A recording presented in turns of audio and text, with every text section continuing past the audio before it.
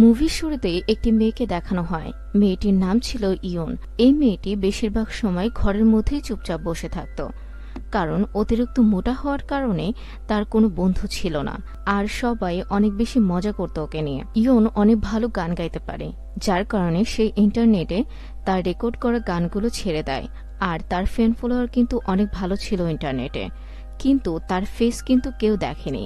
সে মনে মনে ভেবে এটা কষ্ট পায়, যদি ওর ফেস দেখে ফেলে তাহলে হয়তো তার ফ্যান ফলোয়ার আর থাকবে না। আর এটা ভেবেই সে অনেক বেশি কষ্ট পেতে থাকে। আর অন্যদিকে ওর বোনের নাম ছিল সিয়া, দ্য মিরাক্কেল গ্রুপের মেম্বার ছিল। ও অনেক বেশি সুন্দরী, ভোকাল অনেক বেশি ভালো হওয়ার কারণে ওর ফ্যান বেস অনেক ভালো ছিল, আর যার কারণে গ্রুপের বাকি মেম্বাররা ওকে নিয়ে অনেক বেশি জেলাস ফিল করে। কিছুক্ষণ পরেই সিয়ার ম্যানেজার এসে তাকে বলতে থাকে তাকে একটি কমার্শিয়াল গ্রুপে ডান্স করার জন্য সিলেক্ট করা হয়েছে, অনেক ভালো ভালো সিঙ্গারও কাজ করবেন। আর এটা শুনে গ্রুপের বাকি মেম্বাররা অনেক বেশি জেলাস ফিল করে, কিন্তু সিয়া অনেক বেশি খুশি হয়ে যায়। পরের দিন রাতে সিয়া ইউনকে বলছিল, কালকে আমাদের বাসায় রিপোর্টার আসবে, সো তুমি ঘর থেকে বের হবা না। আর এটার জন্য ইউনের অবস্থা অনেক বেশি খারাপ হয়ে যায়।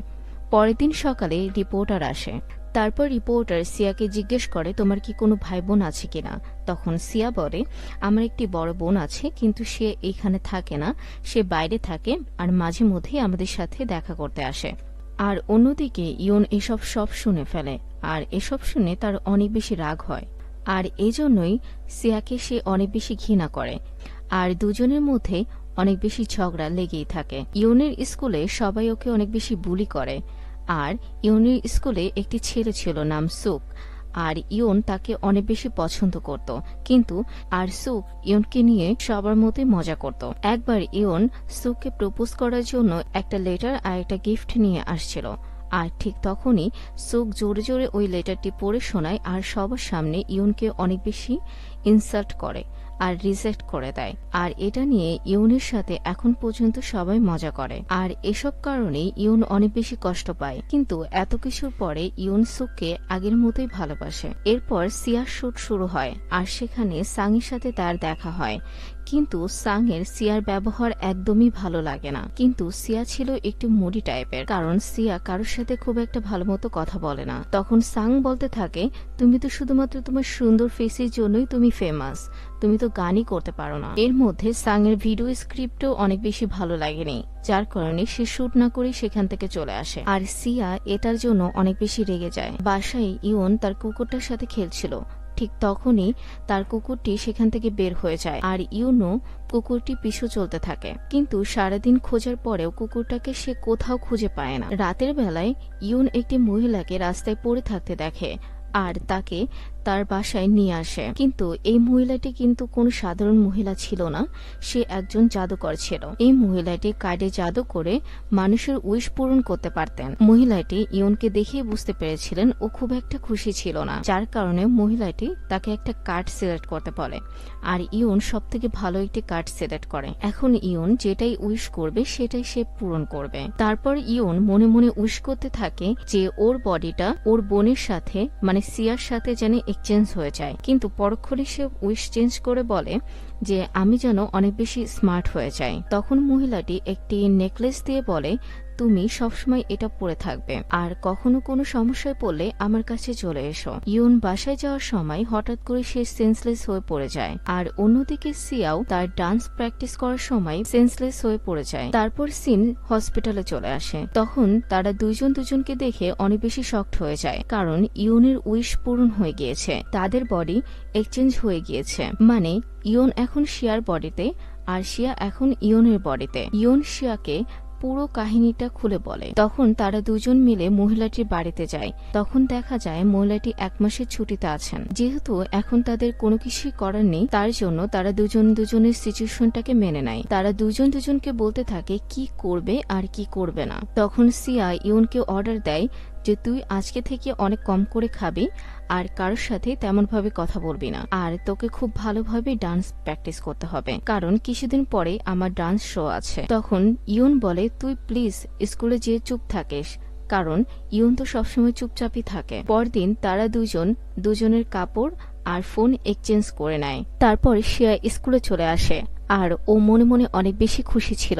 এখন তার কোনো ডায়েট চার্ট ফলো করতে হবে না আর ডান্স প্র্যাকটিস করতে হবে না, এটা ভেবে সে অনেক বেশি খুশি ছিল। ও মনে মনে ভাবতে থাকে ওর বিজি লাইফ থেকে 1 মাস ছুটি পেয়েছে।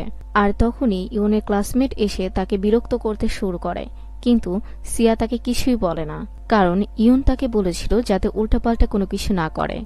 আর অন্যদিকে ইউন সিয়ার জায়গায় ডান্স প্র্যাকটিস করতে যায়, কিন্তু ও সিয়ার মতো এত ভালো ডান্স প্র্যাকটিস করতে পারে না, কারণ ওর মধ্যে এসবের জন্য সেলফ কনফিডেন্স ছিল না। আর এখানে সাংও ছিল, আর এসব দেখে সে অনেক হাসছিল। এখন সে মনে মনে ভাবতে থাকে যে সিয়া ভালো ডান্সও করতে পারে না আর গানও ভালো গাইতে পারে না। এই প্র্যাকটিসের পর ইয়ংকে তার গ্রুপ মেম্বারদের সাথে লাইভ পারফরমেন্স করতে হবে। আর এটা শুনে সে ওয়াশরুমে যেয়ে অনেক বেশি কান্না করতে থাকে আর লকেটটি ধরে প্রার্থনা করতে থাকে যেন সে অনেক ভালো ডান্স পারফর্ম করে। আর তখনই লাইভ পারফরমেন্স শুরু হয়, আর সেখানে সে এত ভালো ডান্স পারফরমেন্স করে আর যেটা দেখে সবাই অনেক বেশি অবাক হয়ে যায়। তার কিছুক্ষণ পরে মেন ভোকালিস্ট তার গান ভুলে যায়, আর তখন ইয়ন অনেক সুন্দর করে গান গাওয়া শুরু করে।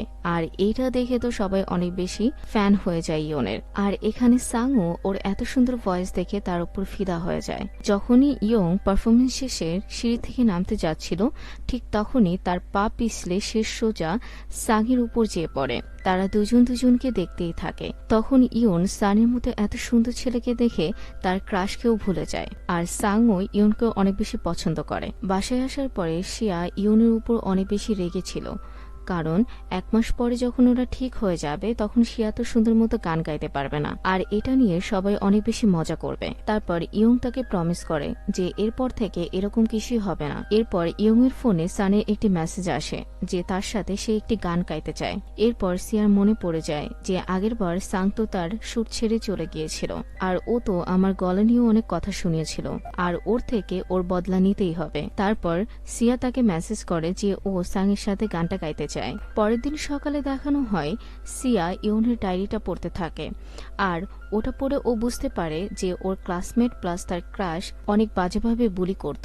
আর এটা দেখেই সিয়া তাদের থেকে বদলা নিতে চায়। এরপর ওদের কাছে যেয়ে তাদের চেহারা নিয়ে মজা করতে শুরু করে, আর স্পেশালি ইয়নের ক্রাশকে তো ও ধুয়ে দেয়। আর এগুলো দেখে ওরা অনেক বেশি অবাক হয়ে যায়।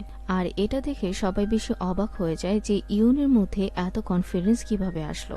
আর অন্যদিকে সাং ইয়ংকে মেসেজ করে সরি বলে আর ওর সাথে দেখা করতে যায়, আর ইয়ংও তার সাথে খুশি খুশি দেখা করতে চলে যায়। ওরা দুইজন ডিসকাস করছিল ওদের কি টাইপের গান গাওয়া উচিত।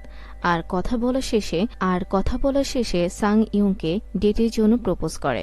আর এটা শোনা পরে ইয়ং একটু লজ্জা পাওয়ার পরেই রাজি হয়ে যায়। তারপর সিনে দেখানো হয় সাং আর ইয়ং একই সাথে স্ক্রিপ্ট লিখছিল, আর কাজ শেষ করার পরে সাং ইয়ংকে কিস করে ফেলে আর ওকে বাসায় পৌঁছে দেয়। বাসায় এসে তারা দুই বোন একসাথে কথা বলতে শুরু করে। সারাদিন তারা দুজন কি কি কাজ করেছে, কিন্তু তারা দুজনই মিথ্যা কথা বলে। তারা দুজনকে বলতে থাকে যে তারা তেমন কোনো কাজই করেনি। 15 দিন অলরেডি চলে গিয়েছিল।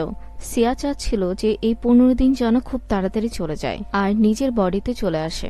আর ইয়ং তো সাংকে ভালোবেসে ফেলেছিল, তাই ও ওর বডিতে যেতে চাচ্ছিল না। তাই সে ঘুমানোর আগে উইশ করে ওই মহিলাটি যেন আর কখনই ফেরত না আসে। পরের দিন ওরা দুজন আবার দেখা করে আর সুন্দর একটি দিন স্পেন্ড করে।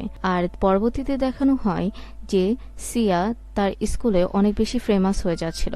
সবাই ওর ডান্সের ফ্যান হয়ে যায়, আর কিছু স্টুডেন্ট তো ওর থেকে ডান্সের ক্লাসও নিতে শুরু করে। ইয়নের এত চেঞ্জ দেখে তার ক্রাশও তার সাথে ফ্রেন্ডশিপ করতে চায়। তারপর ইয়ন ওই জাদুর লকেট সম্পর্কে একটি রহস্য জানতে পারে। যখন ও নিজের ভালোর জন্য কোনো কিছু ভালো উইশ করে সেটা তো পূর্ণ হয়ে যায়, কিন্তু কোনো না কোনো খারাপ হয়েই যায়। যেমন কারোর অ্যাক্সিডেন্ট হয়ে যায়, না হলে কেউ স্টেজ থেকে পড়ে যায়। কারণ প্রত্যেকটা উইশের প্রাইস আছে, কারোর সাথে না কারোর সাথে খারাপ হয়েই যাবে।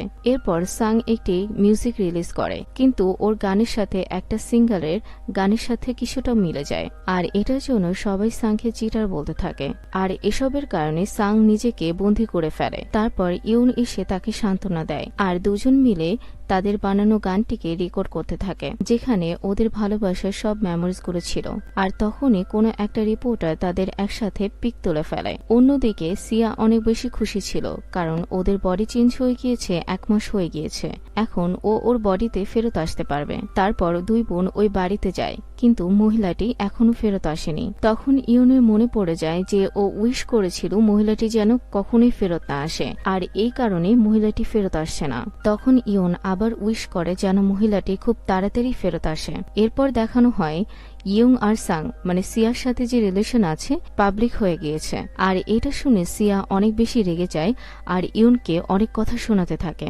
আর এটার কারণে তাদের দুজনের মধ্যে অনেক বেশি ঝগড়া লেগে যায়। এরপরে সাং এসে ওদের দুজনকে থামায়। আসল সিয়াকে ধাক্কা দিয়ে ফেলে দেয়। ও ভেবে নিয়েছিল ও হয়তো সাং এর কোনো ক্রেজি ফ্যান, যার কারণে ও রিলেশনের কথা শুনে সিয়ার উপর অ্যাট্রাক্ট করেছে। তখন ইয়ং এর এটাই মনে হয় যে সাং মনে হয় ওর সুন্দর চেহারাকেই শুধু ভালোবাসে। আর এটার পর ও অনেক বেশি কষ্ট পায়। তার পরের দিন ইয়ং ওই জাদুকরের বাসায় আবার যায়, কিন্তু ওখানে মহিলাটির মেয়ে ছিল। তখন মেয়েটি বলে, আমার মা অসুস্থ, তাই এখানে সে আসতে পারেনি, তুমি তোমার সমস্যাটা আমাকে বলতে পারো। তখন ইয়ং বলে, আমি সবকিছু আগের মতো করতে চাই। তখন মেয়েটি বলে, তোমরা দুই বোন যখন সত্য মন থেকেই উইশ করবে তখনই তোমাদের মনের আশা পূর্ণ হবে। সিয়া এসব শুনে অনেক বেশি খুশি হয়ে যায়, কিন্তু ইয়ং এর তো সাংয়ের কথাই মনে পড়ছিল। এরপর ইয়ং শেষবারের মতো সানির সাথে দেখা করে নেয়। রাতের বেলায় ওরা দুজন একসাথে উইশ করে। পরের দিন সকালে উঠে দেখে কিছুই চেঞ্জ হয়নি। পরের দিন শিয়া রাস্তা পার হচ্ছিল,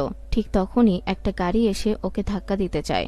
তখনই ইয়ন তাকে বাঁচানোর জন্য দৌড়ে আসে, আর দুজনেরই অ্যাক্সিডেন্ট হয়ে যায়। হসপিটালে যখন তাদের জ্ঞান ফেরত আসে তখন তারা বুঝতে পারে যে সবকিছুই ঠিক হয়েছে। তাদের আত্মা যার যার বডিতে ফেরত গিয়েছে, আর তারা এগুলো দেখে অনেক বেশি খুশি হয়ে যায়। আর জাদুকরও এখন ফিরে এসেছে। উনি বলে, এখন থেকে ইয়ন সিয়ার গার্ডিয়ান, কারণ ইয়ন যদি তাকে না বাঁচাতো তাহলে উষের বদলে সিয়ার মৃত্যু হতো। আর যেহেতু ওদের বডি ঠিক হয়ে গিয়েছে, সিয়া যেয়ে সাংয়ের সাথে ব্রেকআপ করে ফেলে। আর এদিকে ইয়ং এর সাথে তার হাই স্কুল ক্রাশ সুকের দেখা হয়, আর সুক ইয়ং এর কাছে যেয়ে সবকিছুর জন্য ক্ষমা চায় আর ওর সাথে ফ্রেন্ডশিপ করার অফার করে, কিন্তু ইয়ং তাকে রিজেক্ট করে দেয়, কারণ ও এখনো সাংকে ভালোবাসে। সিয়া এখন একটি ভালো মেয়ে হয়ে গিয়েছে, ও এখন সবার সাথে ভালো ব্যবহার করে, আর ওদের দুই বোনের সম্পর্কটাও অনেক বেশি ভালো হয়ে গিয়েছে। কিছু সপ্তাহ পর সিয়া ইয়ংকে জোর করে একটি মিউজিক কম্পিটিশনে পাঠিয়ে দেয়, আর সেখানের জাজ আর কেউ নাই, সাং ছিল। আর ইয়ং তখন তাদের গাওয়া গানটি গায়,